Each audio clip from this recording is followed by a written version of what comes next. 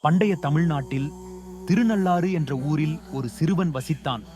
அவனது பெயர் விசார சர்மா. அவன் சிறுவயதிலிருந்தே சிவபக்தியில் ஆழ்ந்திருந்தான்.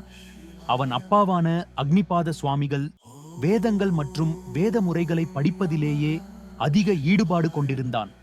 ஒருநாள் காவேரி நதிக்கரையில் இருந்த குழந்தைகள் நீந்தி விளையாடிக் கொண்டிருந்தனர். ஆனால் விசார சர்மா அதில் ஈடுபடாமல் நதியில் மிதக்கும் வற்றலான மரக்குச்சிகளை சேகரித்து அதை விற்று வருமானம் ஈட்டினான். அந்த பணத்தை எடுத்துக்கொண்டு ஒரு சிவாலயத்திற்கு சென்று அபிஷேகம் பூஜைகள் நடத்தத் தொடங்கினான். அவன் இப்படி தன் சிறிய வருமானத்தை கூட முழுமையாக சிவபெருமானுக்கு அர்ப்பணிக்கிறான் என்பதை பார்த்து கொண்டு சிவபெருமான் பெரிதும் மகிழ்ந்தார்.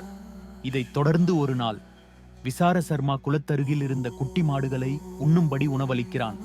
இது தெரியாமல் அவனது தந்தை கோபமடைந்து அவனை அடிக்கத் தொடங்கினார்.